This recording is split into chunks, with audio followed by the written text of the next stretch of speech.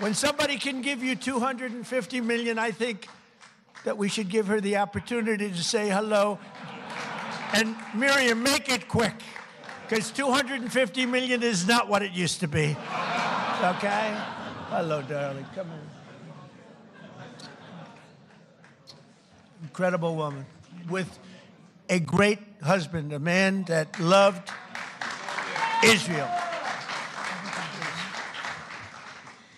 Well, Mr. President, when you were in the Israeli parliament and you gave a speech and you saw me from far away, at that time I came with a scooter to the parliament just to hear you. I wanted to hear you live.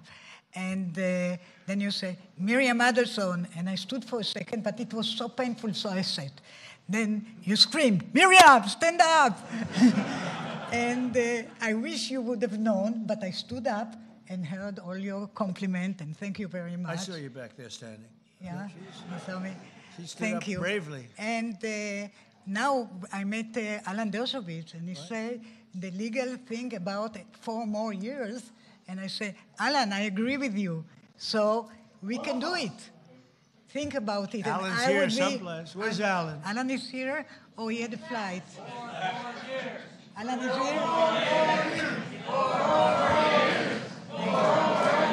Think about it. Thank you. Maybe I will be the first one who told you, or second. Yeah. She said, think about it. I'll give you another 250. I will give. But her husband, Sheldon, was an amazing guy, and he'd come up to the office, and there was nobody more aggressive than Sheldon. I think I spent more time with him and you, because you usually came up together, but he'd call and say, can I come over, please? I say, Sheldon, I'm president of the United States. It doesn't work that way anymore. It's like maybe tomorrow. How about tomorrow? No, please, just for a little while. And he'd always say 10 minutes. It turned out to be about an hour and a half, right? And what he did is he fought for Israel. That's all he really fought for. He just wanted to take care of Israel. So he was a great guy. He was a fantastic man, and he loved you so much. He couldn't see straight. So good. Thank you, darling. Be careful. Be careful. We don't want her falling. You know, when you fall, it's not good for politics. We had a man that fell a lot. I don't want to talk too much because I'll have my day, I'm sure, you know. They're waiting, the press. You know, all that press back there, they're waiting. Oh, would they like to see Trump trip off the stage? I would never live it down. But anyway, and we have so many friends. I can't mention everybody. We have so many friends. Hello, my man. How are you? Boy, we have good people here tonight, huh? This is the A-list. This is the A-list of any list. But it's an honor to have you all. It really is. What you've done and what you've gone through is incredible. And as a people, there's never been anything like it. You know, I told Bibi, I said, you know, it's amazing what you've done. Because when you look at the Middle East, you take a map of the Middle East, I said, the land is so small. It's so tiny. It's like hard to believe what you've been able to do. Now, it helped the B-2 bombers that we sent in to wipe out the... We gave them a lot of help. It helped when we were shooting all those drones down from jet fighters. Don't ever let anyone tell you a drone is better than a jet fighter. A drone's very nice. But when you have F-22s circling around them like there's nothing, just shooting the crap out of them out of the air, don't let anyone convince you that a drone is better than an F-22 or an F-35 or any of that stuff.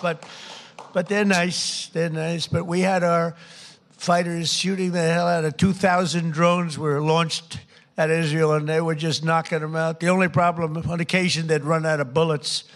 But every one of them took out a drone, and we did a great job. And then we did the best job of all, is we knocked out the Iran nuclear power. And they would have had that, and within a month, I think they would have been a much different story, would have been talking from a much different place. But the story of Hanukkah began more than 2,000 years ago in ancient Jerusalem when the oppressive tyrant, and they were really oppressive, tried, by the way, a lot of things don't change so much. They'd be oppressive today if you didn't have strength. You need strength, Mark, right? If you don't have strength, And if you don't have a partner with a good president, don't forget you had a president previously that believed in Iran. They ditched the entire world for Iran. That's why they signed the Iran nuclear deal that I terminated immediately. It was the worst deal. And Bibi Netanyahu came over here to beg Barack Hussein Obama not to sign that deal, but he signed it. He signed it. It was a whole different world. And that's why I wonder. I got the highest Jewish vote. Now, I have to say, in Israel, they say I'm at 99%. But over here, I was like at 50. It meant that 50% of the people over here voted for Kamala. Is that possible? Is that even possible, right?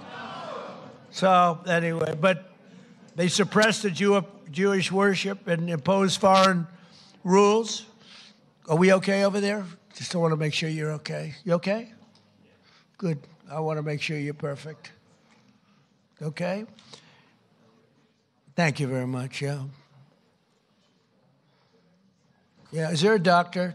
Get a doctor over there, please, just in case. Go ahead, hop over there, please. Okay, good. Thank you very much. Everything good? Okay.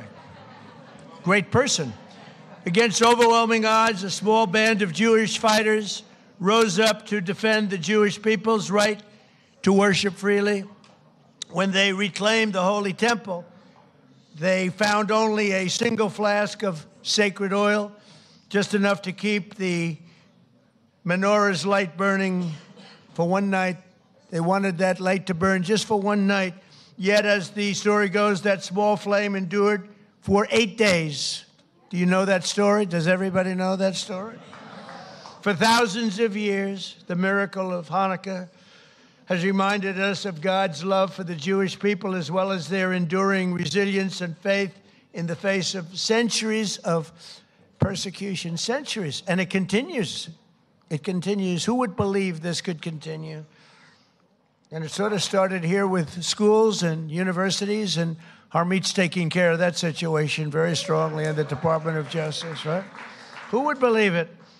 But we're grateful to be joined by another reminder of that unbreakable strength, two courageous survivors of the Nazi Holocaust, ARY and Michael Bornstein. Where are they? Where are you guys?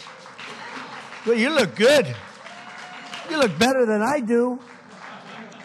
You look fantastic. ARY was only 9 years old when the Nazis invaded Poland. He lost both of his parents in the camps, but refused to let their murder defeat him. After the war, he came to New York, where he had an incredibly successful career, became very successful, and became a good friend of Melania and myself. And I want to thank you, ARY, and that's incredible what took place. Thank you very much. Thank you, ARY. Thank you very much. And Michael Bornstein lost both his father and mother in Auschwitz when he was just a very young man, a toddler, actually. Through the love and sacrifice of other family members, he managed to survive and reunite with his mother in later years.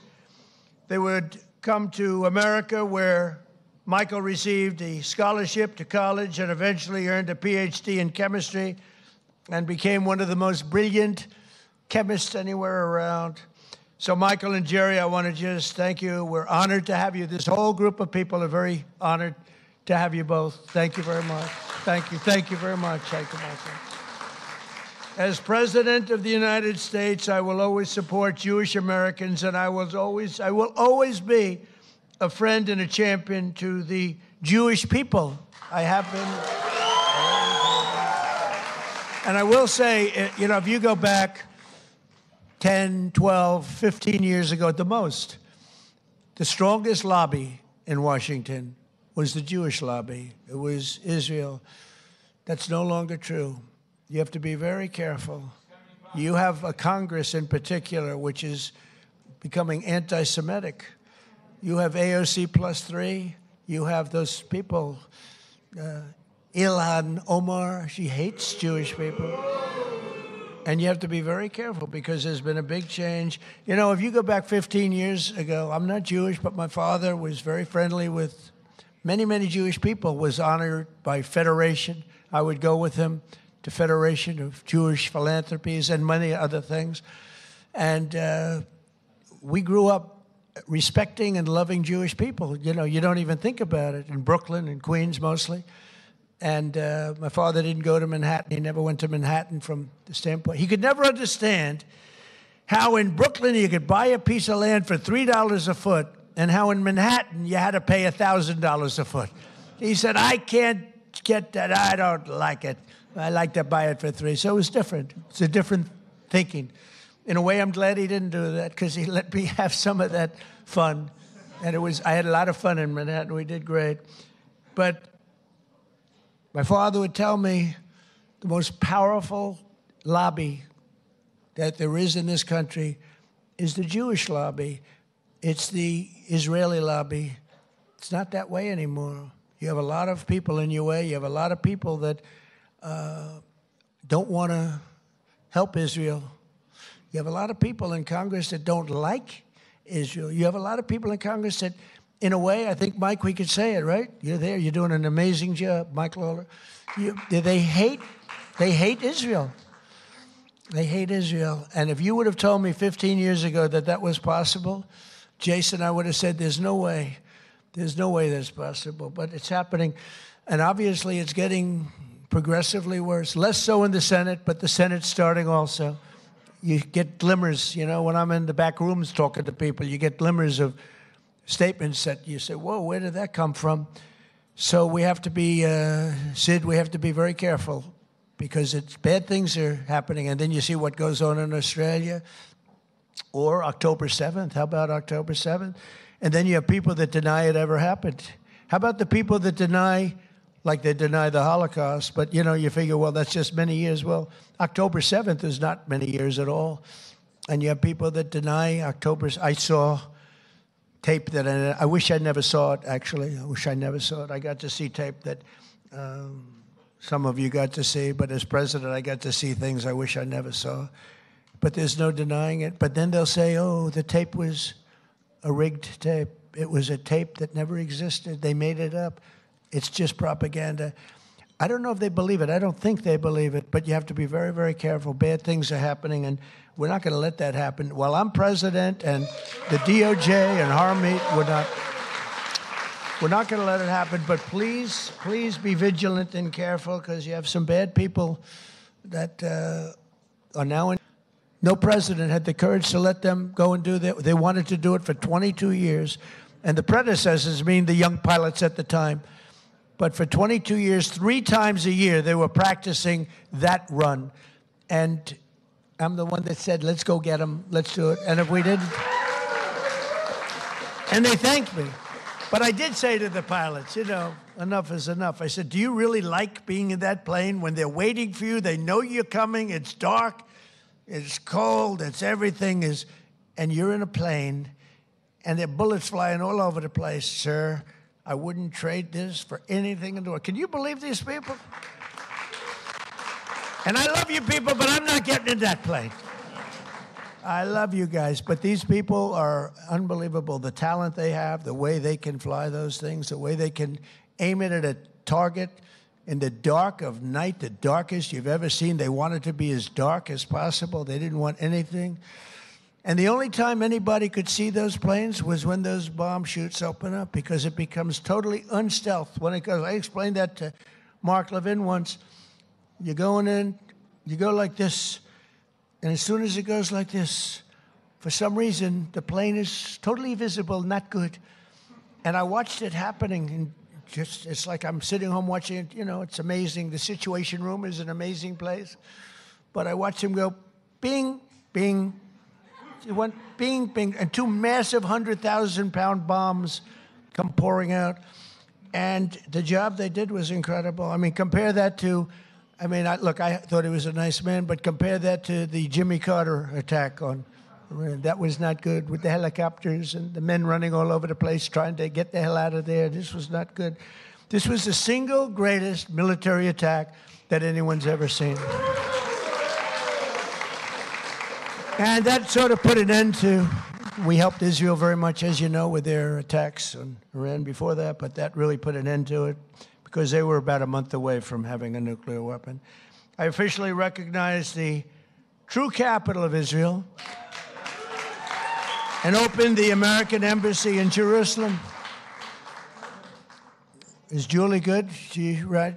Where's Julie? Oh, good. I thought it was you that went down. It wasn't you? Oh, good. I was worried about, I didn't care about anybody else. I said, is Julie in trouble? I thought it was you. Good. It's somebody else. I wish them good luck, but I don't want that to happen to Julie. That's Mark's wife, by the way. We love Julie. But I didn't see Julie ever going down. She's like a rock, right? Mark, she's a rock. I wouldn't want to have her as my enemy. She was also a great lawyer, by the way. I also recognize the Israeli sovereignty over the Golan Heights. Right? And that's one they didn't even ask me. Even Sheldon, who was the most aggressive human being there is in the entire world, this incredible woman, although she had total control. He was aggressive with everybody, but Miriam, he wouldn't play games with Miriam, but he was actually a sweetheart. But he never even asked me about the Golan Heights because he said, that's a step too far. I actually gave it because I called up. I heard so much about Golan Heights.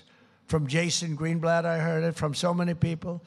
And I actually asked David Friedman. I said, he was the ambassador at the time, good guy. He said, and by the way, Mike Huckabee is doing a great job now. Two good ones, two very good ones. But I asked David Friedman, I don't know if David's here, but I asked him because he is so Israel-oriented. I mean, he's great. I said, David, tell me about Golan Heights in 5 minutes or less. You know, I'm taking in like 1,000 years of history in 5 minutes. I said, give it to me in 5 minutes or less. And after about 2 minutes, I said, I understand. You need it so badly for so many other reasons. You need it for defense. You know, in the old days, before we had all the sophisticated radar and all the things, it was everything because you were up high. But I learned enough, and I signed the Golan Heights, the rights to the Golan Heights over to Israel. Nobody thought that was possible to get. They've been working on it for 70 years, Mark. 70 years. You know, planes would fly into places that have meetings that would last 2-3 days. All they talked about was the Golan Heights, right, Jason? And nobody ever did anything. But I did it, and we did it quickly. And I say, good luck to you. Then I found out the value of it, trillions of dollars. It could be worth, if you think, trillions of dollars. I said, you know, maybe I should have asked him for something. But with Jared Kushner's help, Jared has been a great fan of Israel, the Kushner family. And by the way, how good is Steve Witkoff doing, right? You know, I got Steve involved in Russia, Ukraine, and the Middle East. We have, by the way, bottom line, we have legitimate peace in the Middle East. You know, you may have a little outbreak every once, but we have 59 countries all signed on. They'll do whatever is necessary. And Hamas, say what you want. Hamas, you know, we got back all of the hostages and all of the dead, young, beautiful people that were dead.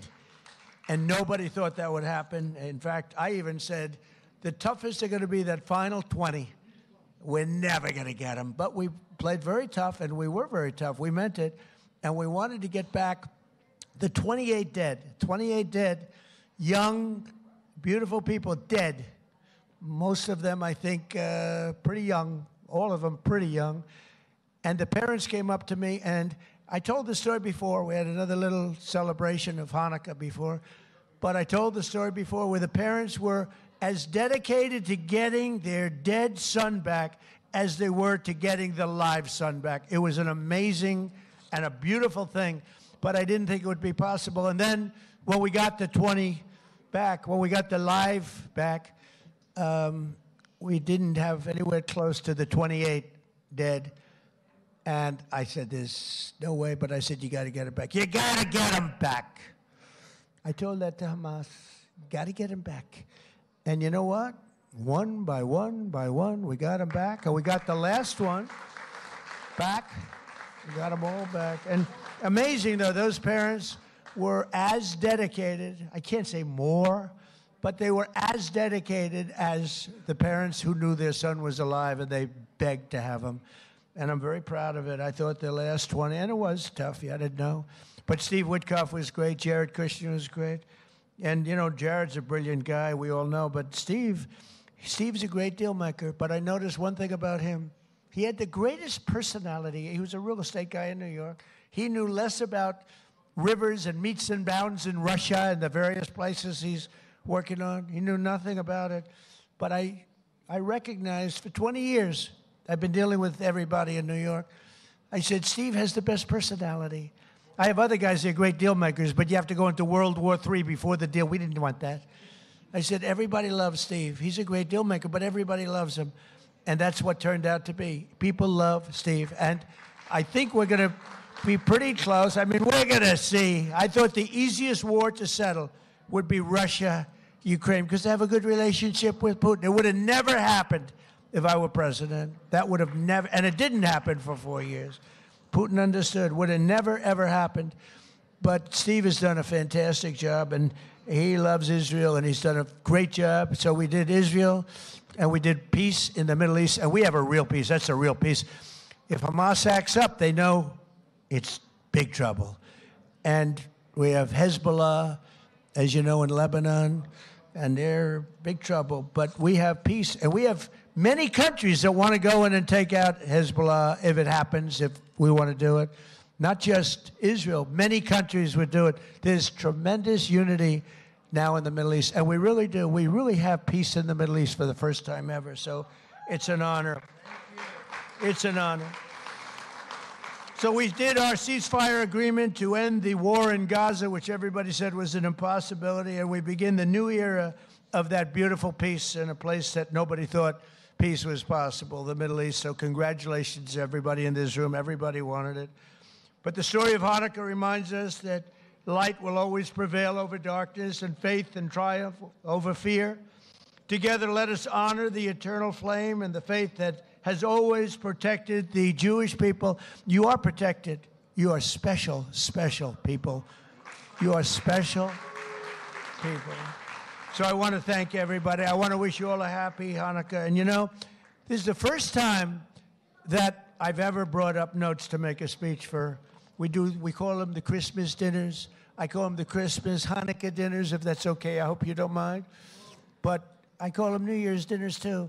But I've made about 20 of them so far. I never had any others. I brought this up. You know why? I've done so much for Israel that I have to read. Look at it. I got like pages. And I don't want to leave anything out. I don't want to leave Golan Heights out. I want to tell you what we did. But it's an honor to help you. I have so many friends, and a lot of you are right in this audience. Very special group of people. You know, for every time we have one of these parties, we have to turn down 10 people for everyone that makes it. It's the White House. Soon you'll have a ballroom that's so big I can handle. And we just won the case today. Did you know that, Mark? We just won the case. We got sued. We're donating a $400 million ballroom, and we got sued not to build it. For 150 years, they've wanted a ballroom, and we're giving them, myself and donors are giving them, free of charge, for nothing. We're donating a building that's approximately 400 million. I think I'll do it for less, but it's 400. I should do it for less. I will do it for less. But just in case I say 400, otherwise if I go $3 over, the press will say, it costs more. I build under budget and ahead of schedule. Right, Jason? Always. I know how to build under budget. I build good. But we won the case. They asked for a restraining order to stop us from building a magnificent ballroom. I said, who would ask for a restraining? We're giving them, Sid, a $400 million. It'll be the most beautiful ballroom, and it'll handle inaugurations. It's got 5-inch thick glass windows. It's impenetrable by anything but a howitzer. It's impenetrable. Now, I will say, if I'm up making a speech someday, Mark, and I hear ding, ding, ding, I'm out of there. But it's going to be one of the greatest. I think it'll be the greatest ballroom anywhere in the world. But I said, who else but in our country would sue to stop a $400 million beautiful ballroom that people have been after for the White House? The White House has wanted a ballroom for 150 years. You know, they used to use a tent, and they have a tent, and the tent would go in a very low area because it's the only area that can handle a big tent. And if it rained, the rain would go over the woman's beautiful shoes with the high heels, about 6-7 inches worth of water. They'd be sitting in the water, and people said, would rather have that than a brand new. This ballroom is going to be amazing. Also designed to handle the inauguration so that you have total safety from not only the weather. January 20th is always a disaster from a coldness standpoint. But, you know, we had it in the Capitol, and there was nothing more beautiful. But from a safety standpoint, we can do better. So we're going to have something that's really, really spectacular. And I thank the judge in the case for the courage in making the proper decision, because we didn't want to be held up. We would win that automatically anyway, but we didn't want to be held up or delayed. We want to go. And right outside, you see the pile drivers going boom, boom, boom. And my wife is being driven crazy. She said, this is not what I had in mind. You know, the first day she was great. She heard these piles that go down 150 feet into the ground. Boom. Second day, she was okay. Third day, she wasn't thrilled. And after that, it's been brutal. But you know what? You're going to have the greatest ballroom anywhere in the world, and you're going to love it. It's going to fit beautifully with the White House. Happy Hanukkah. Have a great year. We love you, and we love Israel. Thank you very much. Thank you. Thank you, Mark.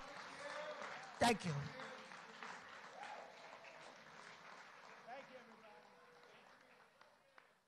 امریکی صدر کی گفتگو آپ ملاحظہ کر رہے تھے. امریکی صدر نے کہا سڈنی میں خطرناک حملہ ہوا, ہلاکتوں پر دکھ اور افسوس ہوا ہے. حملے میں زخمی افراد کے جلد صحتیابی کے لیے دعا گو ہوں. دہشت گردی کے خلاف امریکی قوم متحد کھڑی ہے. ہم نے ایران کا ایٹمی پروگرام تباہ کر دیا.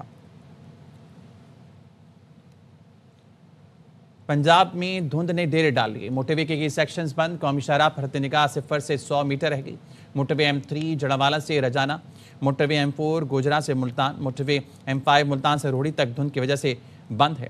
ترجمان سینٹرل ریجن کے مطابق قومی شاہراہ پر میاں چنو, خانیوال, ملتان, بہاولپور, رحیم یار خان, صادقآباد میں دھند چھائی ہوئی ہے. قومی شاہراہ پر حد نگاہ 0 سے 100 میٹر ہے.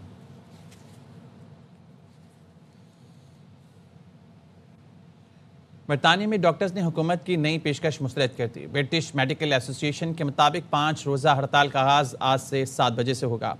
برطانیہ میں ڈاکٹرز کی اکثریت نے ہڑتال کے حق میں ووٹ دیا تھا. آن لائن پول میں BMA کے 83% اراکین نے ہڑتال کے حق میں ووٹ دیا تھا. سیکرٹری صحت کا کہنا ہے کہ یہ غیر ذمہ دارانہ اور خطرناک ہے. اسپتالوں پر فلو کا دباؤ ہے. یہ برطانیہ میں تنخواہ میں اضافے کے لیے 2 سال میں ڈاکٹرز کی 14ویں ہڑتال ہوگی.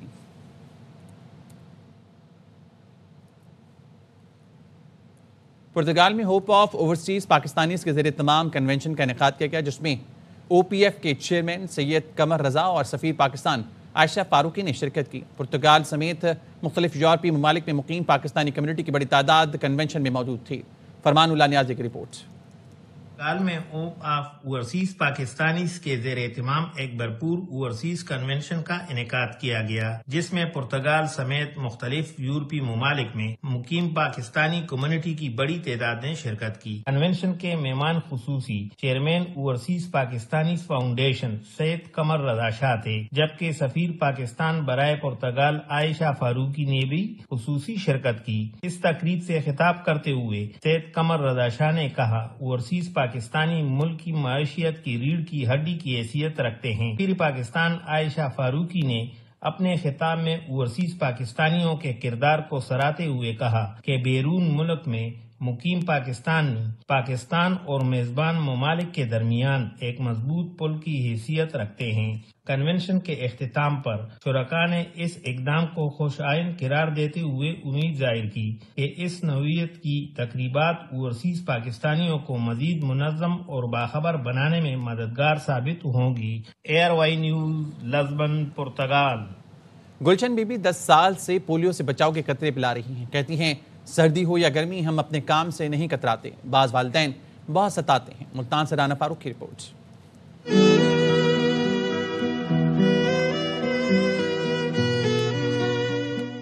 یہ ہے محکمہ صحت کی ملازم گلشن بی بی, جن کا مشن پاکستان کو پولیو فری بنانا ہے, اور اس خواب کی تکمیل کے لیے وہ 1 دہائی سے مسلسل گھر گھر جا کر 5 سال سے کم عمر کے بچوں کو پولیو سے بچاؤ کے قطرے پلا رہی ہیں. ہر قسم کے موسمی حالات میں ہماری ٹیمز کام کر رہی ہیں, اور ہمارا یہی مشن ہے کہ پاکستان پولیو فری ہو جائے اور پاکستان کے تمام بچے پولیو سے سیف ہو جائے. گلشن بی بی کا کہنا ہے والدین سے گزارش ہے کہ پولیو ٹیموں کے ساتھ تعاون کیا کریں. والدین نہ جلدی اٹھتے ہیں، نہ کوآپریٹ کرتے، نہ بچوں کو قطرے پلاتے ہیں. والدین سے یہی ریکویسٹ ہے کہ وہ ہمارے ساتھ تعاون کیا کریں. انسداد پولیو ٹیمیں ہمارے بچوں کے محفوظ مستقبل کے لیے فیلڈ میں کام کر رہی ہیں. ہمارا فرض ہے کہ ان کے ساتھ بھرپور تعاون کریں. کیمرہ مین محمد رضوان کے ساتھ رانا فاروق، ARY نیوز، ملتان. سیلاب متاثرین کی امداد کے لیے مخیر حضرات اور فلاحی ادارے پیش ہیں. گرم بسترے، راشن کی فراہمی اور مکانات کی تعمیر کا سلسلہ جاری ہے. نوید فریاد ڈوگر کی رپورٹ. حکومت پنجاب کے ساتھ